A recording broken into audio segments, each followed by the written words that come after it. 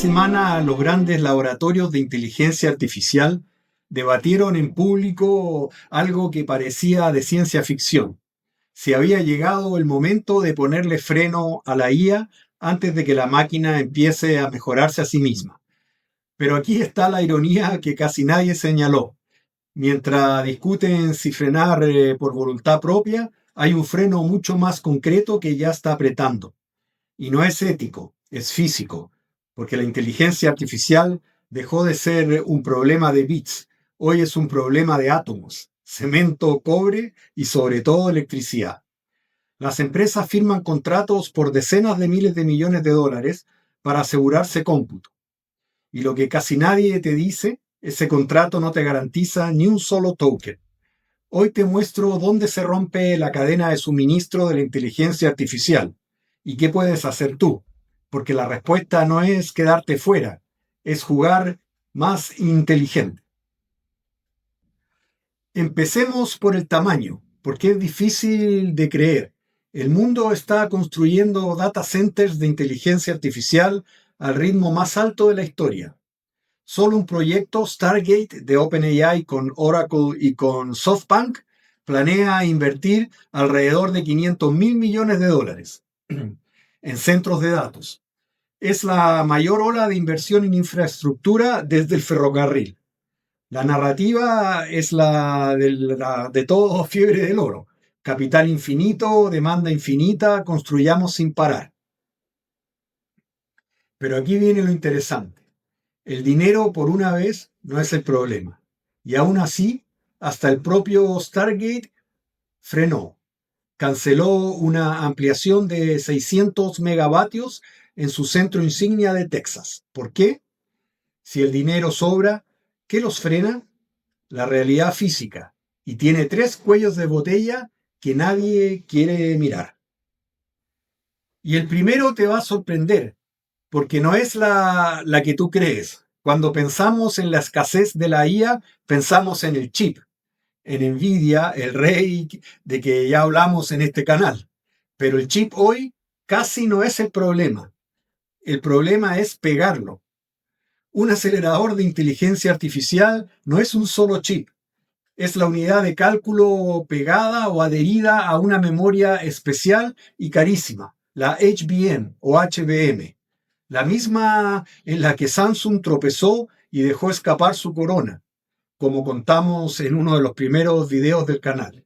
Y unir el cerebro con esa memoria requiere una técnica de empaquetamiento que casi solo domina una empresa del mundo, TSMC, con un proceso que llama CoWoS. La fábrica taiwanesa de la cual también hablamos en uno de los primeros capítulos. La fábrica de chips no es el límite. El límite es el adhesivo de alta precisión que une el cerebro con la memoria. ¿Cómo de apretado está?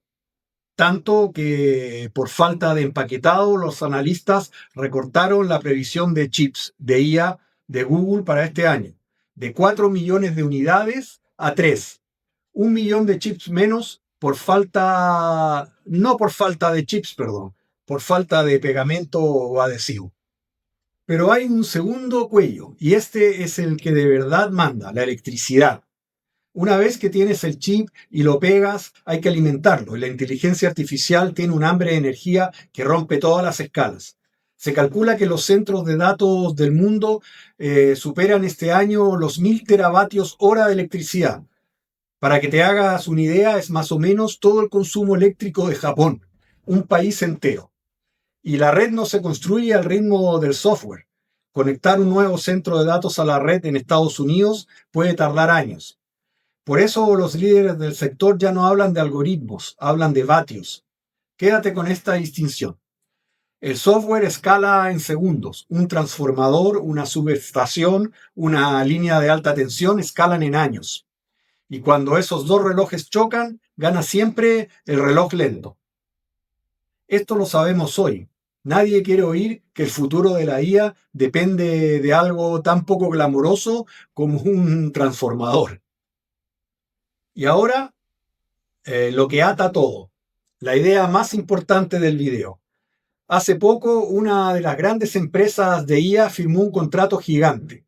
100.000 millones de dólares con un proveedor de nube para asegurarse, 5 gigavatios de capacidad.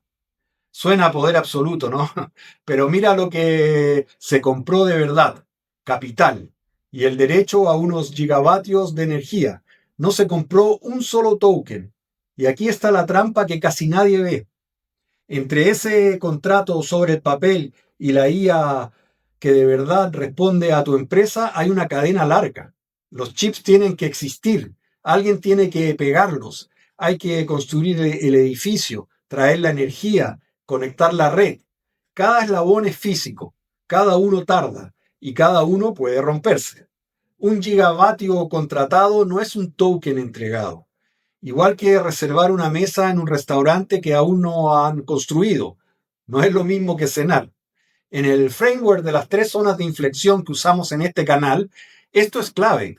La empresa que apuesta toda su estrategia a la IA cree que está en zona verde, a la vanguardia. Pero si depende de una cadena de suministro física que no controla y que está al límite, está mucho más cerca de zona roja de lo que cree. El patrón se repite. En cada fiebre del oro, el cuello de botella nunca está donde todos miran. Nunca estuvo en el oro, estuvo en las palas, los trenes y el agua. Y hoy no está en el modelo, que como vimos en el video de ontologías, es solo una capa, casi un producto de consumo. Está en lo empaquetado, en el transformador y el hormigón. Entonces, ¿qué haces tú con esto? La conclusión no es no uses inteligencia artificial ni espera a que sobre la energía. Es la contraria y es buena noticia.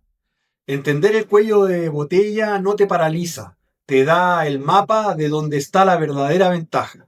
Porque cuando el cómputo y la energía escasean, la ventaja deja de ser de quien más gasta, pasa a ser de quien mejor juega. Y se juega con 3 movimientos. El primero: no apuestas toda tu estrategia a una sola tubería. Si tu plan depende de un contrato que puede no entregarse a tiempo, no tienes una estrategia, tienes una plegaria. El segundo, el más importante, gana por eficiencia, no por fuerza bruta. No necesitas el clúster más grande del mundo. Necesitas elegir bien los pocos problemas donde la IA de verdad cambia tu negocio y resolverlos mejor que nadie. Y el tercero, usa la disciplina como ventaja. Mientras todos pagan de más en plena euforia, el que entiende la realidad física se mueve cuando es real, no cuando es ruido. Y déjame darte el ejemplo más concreto, el que casi nadie mira. Mientras los gigantes se pelean por gigavatios en la nube, la inteligencia artificial está empezando a mudarse a tu escritorio. Esta misma temporada, Nvidia y casi toda la industria del PC presentaron computadores de IA con chips RTX y 128 GB de memoria unificada. Y fíjate, porque cierra el círculo. Memoria unificada es la misma idea de juntar cómputo y la memoria que en la nube cuesta una fortuna y vive al límite. Aquí tienes sobre tu mesa capaz de correr modelos enormes en local, sin nube, sin contrato. ¿Te acuerdas de OpenCloud y de Hermes? Esos agentes de los que hablamos hace una semana corren justo ahí. No es la frontera absoluta de la IA, pero para los problemas concretos de tu empresa, casi nunca necesitas la frontera, necesitas algo potente, eficiente y que controlas tú. Y déjame aterrizarlo en lo que hago hoy. Lo que más veo en las empresas es gente deslumbrada por la promesa que corre a firmar el contrato más grande en vez de diseñar la estrategia más inteligente.